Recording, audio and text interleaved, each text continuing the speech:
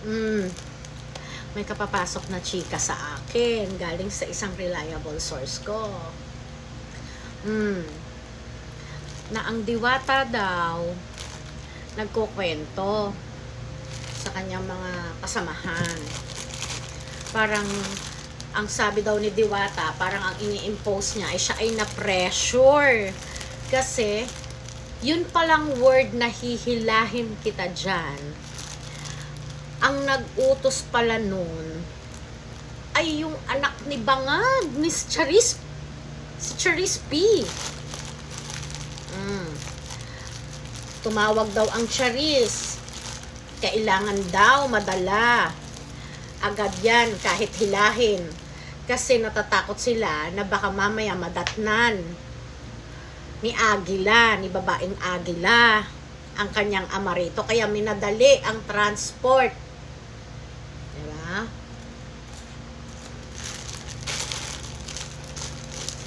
Imagine, anak ni Bangag na si Charis ang nag-uutos na hilahin mo yan.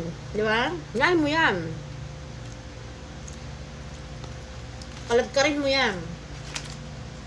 Hindi pwedeng madatnan ni ano yan. Ni Lady Eagle yan dito sa Pilipinas. Kailangan matransport mo na yan. At ang Diwata may pa arty-arty ngayon ng kwento na parang na-pressure lang daw siya, ganyan-ganyan. Nagmamalinis ka ngayon. Para ba matapang ka? Diba? Dapat you die for your country, diba? So, ngayon, tanggapin mo yan. Kasi ang nag-utos sa'yo ay isang wala rin namang pero mo anak ng Bangag na si Charis.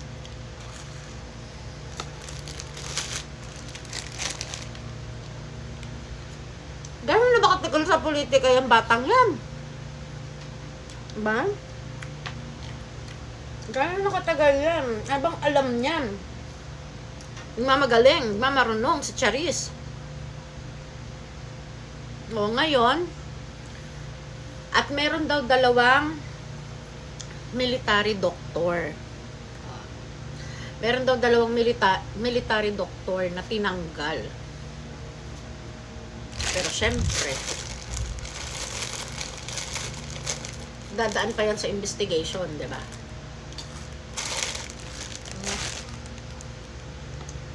Ginago na nga nila yung mga sundalo sa diyan sa Villamor. Ganyan pa yung gagawin nyo. Kasi pag hindi sumunod sa inyo, ganito, ganyan, natanggalin nyo. Ba? Galing! Clap, clap, clap, Charis! Clap, clap, clap, clap, clap, Diwata! Ang tanong, bakit si Charis ang nagbigay ng command kay Diwata? Nasaan? So, hindi talaga si Satanas ang nagbigay, kundi yung si Charis. Doon ako napapasa, Labs. Ngayon medyo magmamalinis-malinis yung si Diwata, diba? Well, only mga pader lang ang nakakaalam ng tunay na kwento. Sana, lalabas din ang katotohanan. Lahat kayo mawawala dyan sa paningin namin.